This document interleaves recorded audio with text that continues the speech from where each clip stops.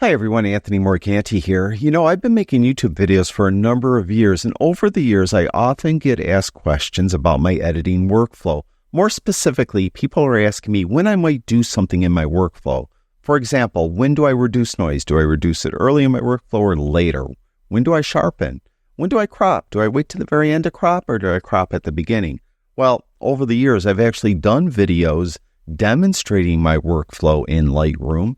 But, over the years, my workflow has changed a little bit, mainly for two reasons. The first reason is I've changed a little bit, so I might have changed the way I do things just a little bit because my images look a little different now than they did 10 years ago. The other reason is the technology has changed. Adobe has added things to Lightroom, and I've had to change my workflow to accommodate these new things that Adobe has added. So in today's video, I'm going to show you my basic workflow today, the way I do things now. Now, I'm not saying that this is the only way to do it and everyone should be doing it this way because every other way is wrong. This is just the way I'm currently editing my images. Hopefully it gives you ideas on how to develop a workflow that works best for you. Now, typically, before I even start editing an image, after I import the images into Lightroom, I'll go through them one by one in the film strip and decide which ones I might want to edit. And what I'll do is if I find one like this one that I think I might want to edit, I'll give it a pick flag or a favorite flag. To do that, just hit the P key on your keyboard and you'll flag it as a pick. And you can see it has a little white flag here. If you want to unflag one, hit the U key. If you think you might want to delete the image because it's a bad image, just hit the X key. Now for this image, I want to pick it. So I'll hit the pick flag so it has a white flag. Now, after I go through the entire film strip and I do that, I just pick the ones that I think I want to edit. I will filter the film strip so I'm only seeing those images. Do that right where it says filter. Click on this first flag. That's the pick flags. So you'll only see the images you picked. So you can see I have three. I have this one, I have this one, and then I have this one. And this one I actually edited already this morning. So let's go back to maybe this one. Let's say I just want to edit this. So now I'm really ready to edit. What I'll do though, before I edit, is I want to see as much of the image as possible. So I want to make the image as big as possible. So I'll get rid of the left panel and the film strip. To do that, hit the F7 key to get rid of the left panel and the F6 key to get rid of the film strip. You can see how the image is nice and big now. Now I'm finally ready to edit. Now the first thing I do, if needed, is I reduce noise. Now, this could get a little complicated. For most landscape images where I'm using relatively low ISO, I don't have to reduce noise. For this image, it was ISO 64. There's a tiny bit of noise in the sky, but there really isn't noise on the subject. If you consider this boat the subject, no big deal. No noise to speak of. If it were an image that had just a little bit of noise in it, and I wanted to get rid of the noise, I would go and use the built-in AI noise reduction denoise that's in Lightroom. So I would go here and click denoise. On the other hand, if it is an image that has more severe noise in such a way that it might be affecting the subject, whereas it's making the subject look soft because there's so much noise, then I won't use denoise in Lightroom. I'll use a plugin, either Topaz Labs Photo AI, because I could sharpen the image there, or Pure Raw 4 because that will kind of sharpen the image as well. So it'll sharpen the subject is mainly what they do. So I would use one of those two plugins. Depends what mood I'm in, I guess. But for this specific image and for most landscape image, I really don't have to do that. So in this case, I'm not going to reduce noise. So that would be the first thing I would do though. The second thing I do is I crop the image. I like to see my cropped image as early in my workflow as possible. So I'm going to crop this one right away. So I'm going to open up the crop tool. And you can see that I composed in camera so that the lighthouse is on the left-hand vertical rule of thirds line. What I often like to do, though, is I often like to have this lower horizontal line on the horizon. And you can see I didn't do that here, probably because the boat was headed out of the river and I wanted to try to, max or just place the boat at a good spot and take the photo. But what I'm going to do is I'm going to crop so this lower horizontal line is right on the horizon. So I'm just going to pull it down like that, and I'll pull it over so that the lighthouse is still on the left-hand vertical rule of thirds line, and that's fine. Now to commit to the crop, just go back to your editing panel, and I commit it to the crop.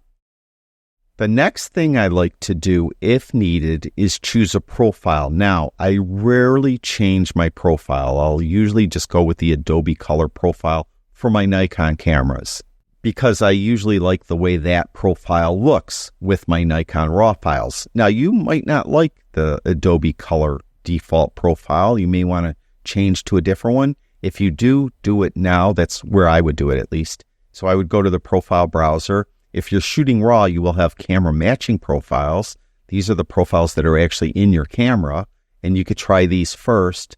And what I might do, but you could see how the Nikon landscape profile, it's like too blue and stuff. It's, go through. But typically, I almost never change the profile, stay with the Adobe Color. But if I were, I would do it at this point in my workflow. The next thing I do is I would fix white balance if needed. Now, this image is kind of an odd image. It looks a little cool, but this is actually what it looked like this morning when I was there. The sun was rising to camera left.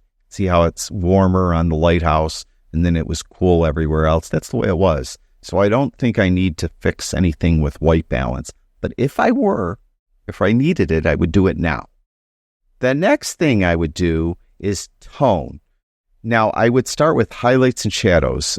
Typically, if the image was the shadows were real dark, I'd jump right to shadows and open those up. If the highlights were real bright, I'd jump right to highlights and close those down, bring those down. This image is kind of in the middle.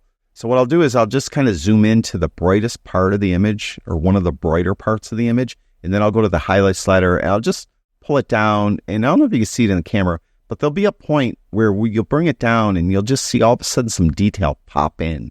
And that's what I like to do. Similarly, for the shadows, I'll zoom in on darker parts of the image, like down in here, and then I'll open up the shadows until I kind of see some detail kind of pop in. And that, to me, looks pretty good. Next, I'll get a white and black point. And the way I almost always do it is I hold in the Option key on my Mac. It's an Alt key on a PC. When you hold in that key and say move or click on the white slider, you'll get an entirely black screen. If you move this to the right, eventually you'll see some colors come through. That means you're starting to clip those color channels. See, there's red there, there's green, there's some blue at the top, and there's white. Where you see that white, that means you're clipping all three color channels. And when I say you're clipping the channels, that means you're blowing out the highlights. And you can see how the highlights are blown out. Now, typically you don't want to blow out highlights, or at least I don't, because if I were to print this, no ink would be put down there at all, and there'd be no detail there. And I usually want detail in the highlights if possible. So I will move this white slider to the right until I see some color come through. Then I'll just back it off until all the color is gone and just go very slowly. And I just kind of try to be precise about it. Just kind of a couple little spot there, like there. So that's what I'll do to get a white point. Same thing for the blacks slider. I'll hold in that Option key on my Mac, Alt key on a PC, click on the black slider. This time, almost the entire screen turned white, but often the entire screen will turn white, and I'll move the black slider to the left, and then I see some color coming through. That means I'm crushing the shadows in those areas and the color channels you could see. Where you're seeing black come through, that means all three color channels are being crushed. Now, I don't mind crushing the shadows a little bit. Now, obviously, if I print it, no detail is going to be there. Just black ink is going to get put down, but I don't mind that. I think it gives my image a lot of tonal range. That's the way I like to do it. So I have absolute black to almost absolute white in my images. You might be different. You might not want to crush your shadows at all, or you might not mind if your highlights are just slightly blown out. It's really up to you. Just work with the whites and black sliders and see what works best for you. There really isn't like a precise scientific adjustment for these, contrary to popular belief. The next thing I'd like to do is contrast if needed. And I almost never do it, but if I were to, or I felt I needed to add or maybe pull down contrast, I would do that. But I never use the contrast slider. I don't like the way the contrast slider adds contrast. I just don't like it. So what I would do is if I did want to do something with contrast, I would go to the tone curve, and specifically, I would go to the second curve from the left, the point curve, and then I'd go to the drop down and I try medium contrast or I try strong contrast. I just like the way that contrast or adding contrast with the tone curve looks better to me than using the contrast slider. Now this image, I don't think I need to mess around with contrast, and I would say 90% of my images, I don't do anything with contrast because moving the whites and black sliders the way I did, whites to the right, blacks to the left, you're adding contrast with those. So typically, I don't have to mess around with any other way to add contrast or do anything with contrast to an image. Now, in the past, what I would do next is presence, texture, clarity, dehaze, vibrant, saturation. But since Adobe added more sophisticated masking to Lightroom, I will use masking for texture, clarity, and dehaze. And typically, I only want to add texture and clarity to the sky usually and to the subject. And then as far as sharpening is concerned, I usually only want to sharpen the subject. I don't do any global sharpening at all anymore. So if you watched a video of mine from maybe 8-10 years ago, I would go to the detail tab, like, towards the end of my workflow and add sharpening globally. I don't do that at all, ever. So sharpening is always all the way down to 0. And I always have these manual noise reductions down to 0, as you could see. Again, the first thing I would do is if it needed, I would use denoise, but don't need it here. So I don't do this. I go to masking next. But one thing that I sometimes forget to do, and I want to really make note of it because this is the point you should do it before you do any masking, particularly if you have a seascape image, or in this case, a lakescape image, is you should zoom in and see if there's any birds off in the distance. You should get rid of the birds right away, or not right away, but at this point. The reason is, even though, you could tell that's a seagull there and, that probably a cormorant there. The reason is, if you print this, it just looks like specks of dirt. So you want to get rid of those at this point before you do masking. So if you have a sensor spot too, get rid of that at this point. Or if there was something in the trash in the water or something, get rid of that at this point. But right with this image, I could tell you, just zoom in, you can see there's all kinds of birds off in the distance here. So I need to get rid of those. So what we'll do is we'll open up the removal tools in general. And what I use is this first one. Now with this first one, it's in early access mode. There's generative AI and object aware available. But as far as like removing sensor spots or removing birds off in the distance, don't use generative AI. Do not use object aware at all. Just use the straight eraser, the straight remove tool as it is to get rid of what you need to get rid of. Now, what I will do though is I'll click on visualize spots. I could better see them off in the distance, and you can move this slider around to maybe try to enhance it a little better. But I'll use that. I'll turn that on. And then to resize the brush, you could use the right bracket key to make it bigger, left bracket key smaller. Then what I'll do is I'll just click on each of these spots while I have visualize spots on. So I'll just try to do it as quickly as possible. You can see there's a lot of birds out there. And get rid of them. And again, if you have sensor spots, definitely do it for that. As I mentioned, if there was trash in the water or something in the water, or maybe you don't have a seascape or a lakescape, maybe you have just a travel image or something. If there's anything you need to get rid of it now. Turn off visualize spots. Now, if you want to zoom in at this point, like you have the tool open and you may think you have to close down the tool to zoom in, you don't have to. Hold in the space bar and you'll get the magnifier glass. And then click once and you'll zoom in. Then you have the hand tool and you could drag around. You could see that I missed a seagull here. And I missed one there. And then just hold in that space bar to drag around. And I'm not going to make it boring for you. I probably missed a lot. But I would go through the image very carefully and make sure that I got everything that I need to get rid of now before I do masking. That's just the point I want to do it. So let's just pretend that I got everything I need to get. You can hold in that space bar, just click again to zoom back out, and then you could close down the tool. or you could have closed down the tool and then clicked on the image to zoom back out if you wanted to.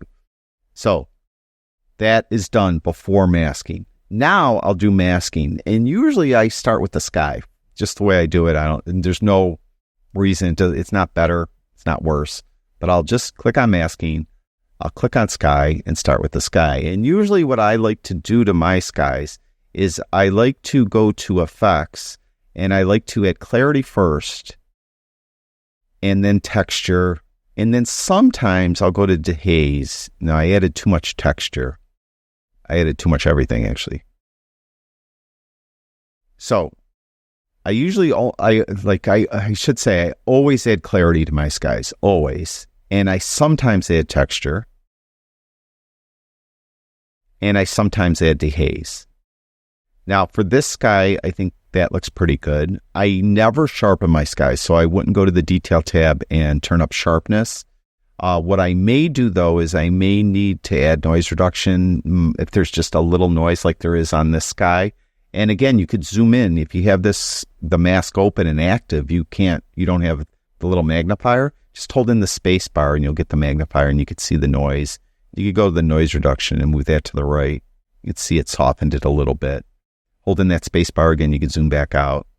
And so generally that's what I'll do. Maybe add a little more clarity. So I do that with the sky. All right. The next masking I'll do is for the subject of the image. I like to sharpen the image. I like to sharpen the subject of the image, and sometimes I like to add texture and clarity to it as well. So what I'll do is I'll go up here and create a new mask, and I'll select the subject. Now in this case, it's over-selected. It selected this area that I don't want to add clarity or texture to, or sharpness for that matter. So I'm going to need to subtract this. So I'll click the little subtract here, and I'll subtract it with a brush. Now, I'll just make sure density and flow are all the way up. I don't need auto mask on. I might add a tiny bit of feathering. I don't know, don't really need it. And then I'll just come up here and I'll just remove it from where I don't want it. I don't want it right there. I just want my adjustment to affect the lighthouse and nothing else.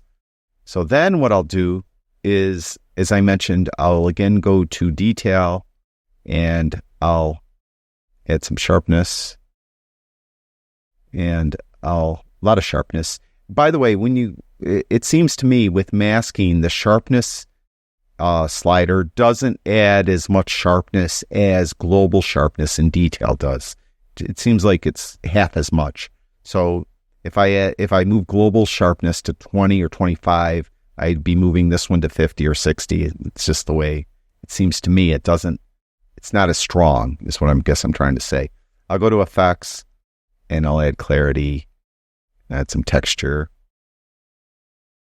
And, all right. Now, once I'm done with masking, which I think I am, actually think I'm done with the image. What I often though do is I'll add a dark vignette, to it. A lot of people don't like to do this. If you don't like to do it, don't do it. I like to do it. I just move this to left, and what I think it does, when I know it does, but you might not like the look, is if you darken the edges of the image, it kind of pulls everyone's attention more towards the middle.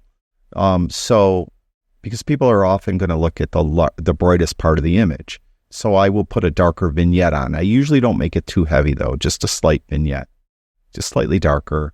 And I almost always use highlight priority, although with some images it might not look right. So I'll try color priority, I'll try paint overlay and see if any of those look better. But I usually just use the highlight priority and put on a darker vignette.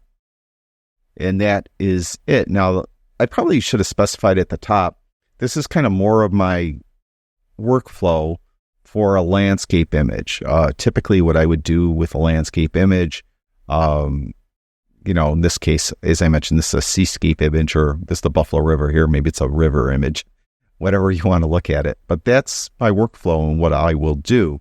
If you guys want, I'll show you my workflow for a wildlife image, because that's the other type of photo I often take is wildlife. And I do travel images as well. Those are the three main things. I closed my studio down after like almost 40 years. I closed my studio down a couple of years ago, so I don't really do a lot of studio photography anymore. But anyway, maybe I'll do some other workflow videos in the near future. But take this for what it's worth, as I said before. And maybe I'll just quickly answer another question is, if you've watched my videos, you know, a lot of my videos have this lighthouse in them. The reason for that is I live like 10 minutes away from this lighthouse, and it's a really nice area down here. And what I often do is early in the morning is I will go get a cup of coffee at the cafe, and I will go down here, and I always bring my camera. If the lighting is nice, I will take pictures of the lighthouse, and I have thousands and thousands of pictures of this lighthouse. But it's just the way I like to relax early in the morning, because I'm an early bird. I get up very early, and then I'll head out and get a coffee, go down here. Sometimes I just sit in my car. Sometimes I get out and walk around. Depends what mood I'm in. And I just always have a lot of photos of this lighthouse. So that answers that question, because I often get that question as well.